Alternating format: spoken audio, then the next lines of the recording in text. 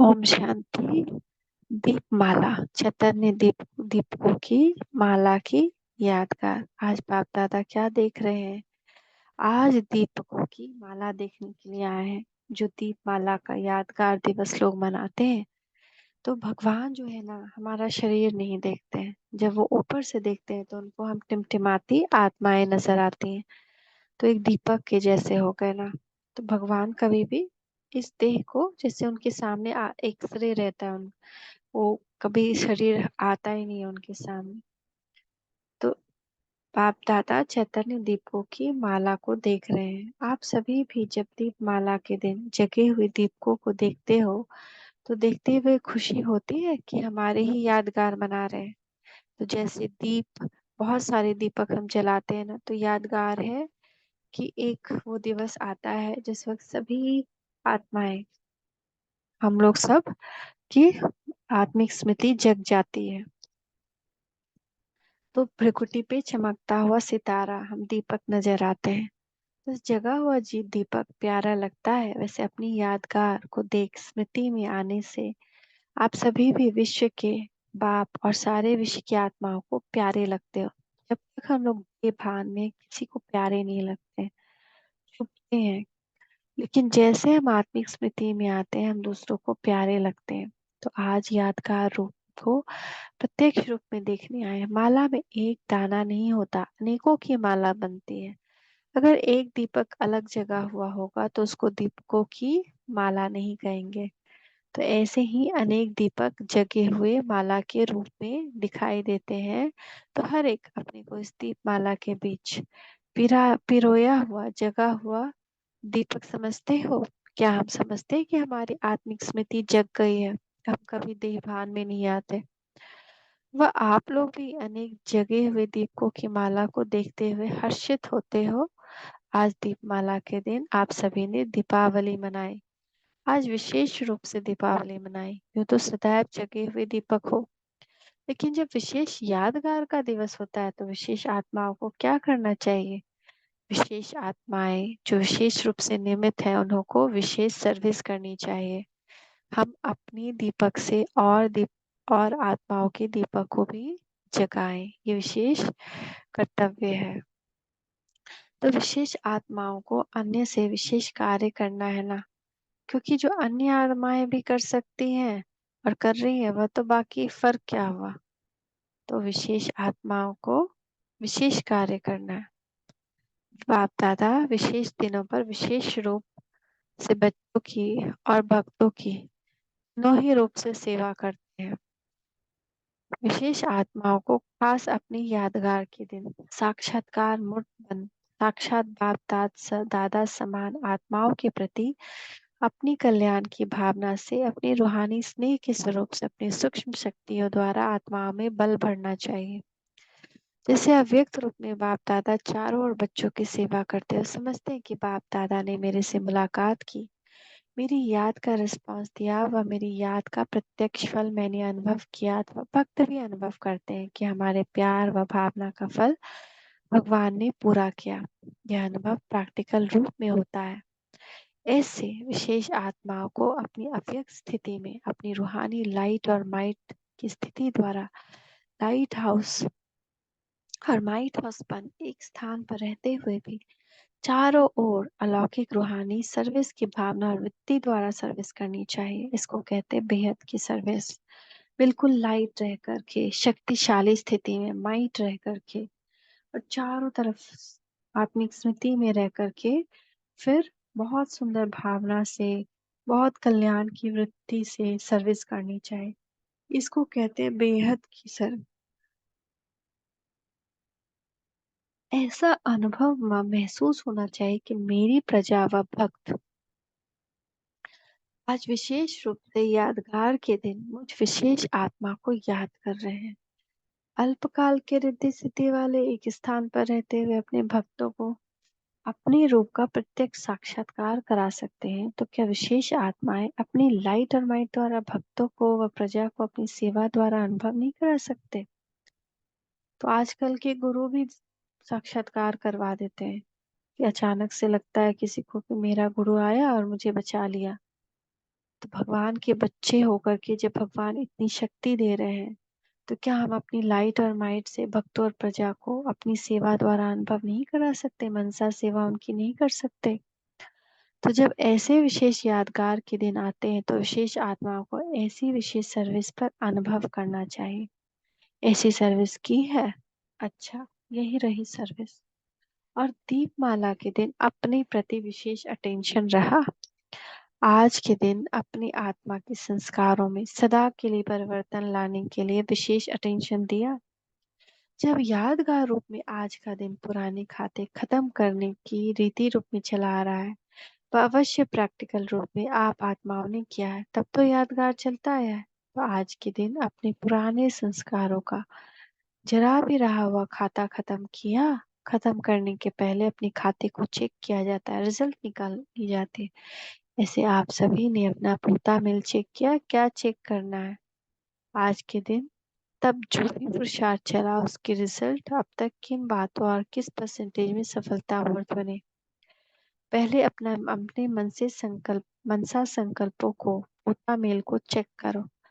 अब तक संपूर्ण श्रेष्ठ संकल्पों के पुरुषार्थ में कहाँ तक सफलता पाई है, व्यर्थ संकल्पों व विकल्पों के ऊपर कहाँ तक विजयी बने हैं, और वाणी द्वारा कहाँ तक आत्माओं को बाप का परिचय दे सकते, कितनी आत्माओं को बाप के स्नेही व सहयोगी बना सकते, वाचा में कहाँ तक रूहानियत व अलौकिकता व आकर्षण आई है। ऐसे कर्मना द्वारा सदा न्यारे और प्यारे अलौकिक असाधारण कर्म कहाँ तक कर सकते हैं, कर्मों में कहाँ तक कर्म योगी का योग युक्त युक्ति युक्त स्नेह युक्त रूप लाया है अपने संस्कारों और स्वरूप में, अर्थात सूरत में कहाँ तक बाप समान आकर्षण रूप स्नेही रूप सहयोगी रूप बने।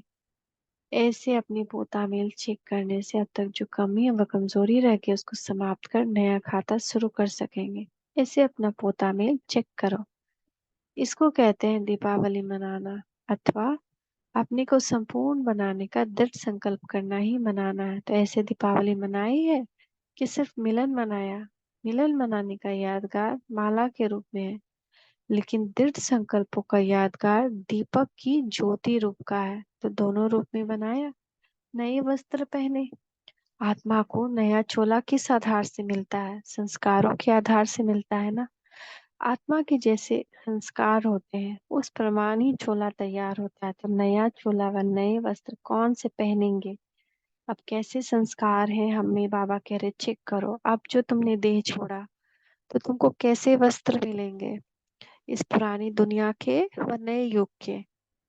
तो आत्मा में नए युग के संस्कार व नए युग के स्थापक बाप जैसे संपूर्ण संस्कारों को धारण करना, यही नए वस्त्र पहनना है। शरीर में नए वस्त्र भले कितने भी पहनो, लेकिन आज की पुरानी दुनिया की नई वस्तु भी नई दुनिया के आगे पुरानी है, क्योंकि जर्जरीभूत अवस्था को प्राप्त कर चुके हैं। तो क्लॉथ जो आज कपड़े की क्वालिटी है वो भी अच्छी नहीं है। ये देह भी जर्जरीभूत बीमारी से भरा हुआ। और अगर हम सतयुग का तुलना करें तो कहाँ वहाँ चमकदार काया, चमकदार वस्त्र, हल्के वस्त्र, रत्न जड़ित वस्त्र, और कहाँ यहाँ के नए वस्त्र, तो भी वो नई नहीं कहेंगे। इसलिए बाबा कह रहे इसलिए नए वस्त्र पहनो तो भी नया नहीं कहेंगे, तो पुराना एकदम जर्जरी भूत हो गया है। सतो प्रधान दुनिया में सब कुछ ही नया है, तमो प्रधान दुनिया में सब चीजें जैसे पुरानी है, असार है। उनको नया कहेंगे क्या? तो नया वस्त्र अर्थात अपनी आत्मा के नए संस्कार, श्रेष्ठ संस्कार धारण करना, तब क्या होगा? तभी सत्युग के नए वस्त्र मिलेंगे, यानी नया शरीर मिलेगा। और क्या करेंगे? जब नए संस्कार धारण कर लिए हैं तो पोता मेल रखने से पुताई हो जाएगी ना। तो पोता मेल रखना यही पुताई अथवा सफाई स्वच्छता है। तो जैसे पुताई करते हैं तो भी जो गंदगी व कीटाणु होते हैं स्वतः ही खत्म हो जाते हैं ना। तो घर में पुताई की जाती है ना दिवाली के पहले, ताकि सारे कीटाणु गंदगी खत्म हो जाए। ऐसे अपना पोता मेल रखना है कि हमने आज कितना योग किया, मुरली को कितना याद रहा, हमें बाबा को कितना याद किया, पांच स्वरूप किया कि नहीं, समान में रहे कि नहीं, किसी को दुख तो नहीं लिए दिया, दुख तो नहीं दिया। तो जब ऐसा पोता मेल चेक करेंगे तो जो भी कमजोरी होगी ना वो स्वतः ही खत्म हो जाएगी। एक दो अपने मधुर बोल से लेन देन क्या करेंगे? जैसे दिवाली पर एक दो से खर्चे लेते हैं ना, आप लोग एक दो में कौन से खर्चे देंगे? आपके पास कौन सी चीज है जो एक दो को खर्चा देंगे? नहीं तो एक दो के सदा के स्नेही तो एक दो के लिए सदा के लिए हो, कि आज के दिन खास स्नेही बनेंगे। स्नेही तो हो, और इस स्नेही की निशानी है एक दो के समीपता की निशानी, दीपमाला कहा जाता है। विशेष दिनों पर विशेष कौन सा खर्चा देना है? तो अब तक अपने पुरुषार्थ द्वारा सहज सफलता प्राप्त हुई हो व अनुभव हुआ हो, ऐसे अपना अनुभव का ज्ञान रत्न जिस द्वारा प्रैक्टिकल अनुभवी बना सकते हो, ऐसे रतन एक दो को खर्चे के रूप में विशेष रूप से देना चाहिए। समझा? बाप के खजाने को अपने अनुभव द्वारा जो अपना बनाया है, ऐसे अपना बनाया हुआ ज्ञान रत्न एक दो को देना चाहिए, जिससे वह आत्मा भी इससे सहज अनुभवी बन जाए। कि आपको क्या अनुभव हुआ आप तक इस मार्ग में, अगर ये आप बताएंगे एक दो को, तो ये इसको खर्चा देना हुआ ना। तो एक दो को ऐसी खर्ची देना चाहिए जो सदा के लिए याद रूप बन जाए। जब ऐसा रतन किसी को देंगे तो सदा के लिए उस आत्मा को बाप के साथ आपके दिए हुए रतन की याद जरूर रहेगी। तो किसको सदा के लिए संपन्न करने वाली खर्ची देनी चाहिए? क्योंकि तो किसको भी देनी चाहिए ऐसी खर्ची सदा के लिए संपन्न करने वाली। तो ऐसी दीपमाला मनाओ और ऐसी श्रेष्ठ आत्मा बन अन्य आत्माओं की श्रेष्ठ सेवा करो। आज के दिन सर्व आत्माएं धन की प्यासी है, तो ऐसी आत्माओं प्यासी आत्माओं को ऐसा रूहानी धन दो जिससे कभी भी आत्मा को धन मांगने की आवश्यकता ही नहीं रहे। धन कौन मांगते हैं? भिखारी। तो आज के दिन आत्मा भिखारी बनती है। रॉयल भिखारी को कितने भी करोड़पति हैं, लेकिन आज के दिन भिखारी बनते हैं। लक्ष्मी माँ के सामने हाथ पसारते हैं। तो ऐसे भिखारी आत्मा को भिखारीपन से छुड़ाओ। यह है बेहद की सेवा। दाता के बच्चे हो ना, तो दाता के बच्चे, वरदाता के बच्चे अपने वरदान की शक्ति, ज्ञानदान की शक्ति से भिखारियों को माला माल बनाओ। आज के दिन इन भिखारी आत्माओं के ऊपर विधाता वरदाता के बच्चों को तरस पड़ना चाहिए। जिन आत्माओं को ऐसा तरस पड़ता, उन्हों को ही माया और विषय की आत्माएं नमस्कार करती हैं। इसलिए अब तक भी दीपक जगाते हैं। इसीलिए अभी तक यादगार मना रहे हैं, अभी तक दीपक जलाते हैं। अब लाइट्स जलाते हैं तो नमस्कार जरूर करते हैं। तो ऐसी ज्योति जगी हुई आत्माओं की यादगार अभी तक भी कायम है। बुझे हुए दीपक को नमस्कार नहीं करते तो सदा जागती ज्योति बनो। ऐसी आत्माओं को बाप दादा भी नमस्ते करते हैं। अच्छा, तो हम सब जागती ज्योत बने, आत्माओं को वरदान दें, शुभ भावना शुभकामना दें, उनकी मनसा सेवा करें, लाइट माइट में स्थित होकर उनके अंदर की कमी कमजोरी को दूर करें ताकि वो ऊपर उठ सके। शुक्रिया बाबा, शुक्रिया। ओम शांति। ओम शांति। ओम शांति।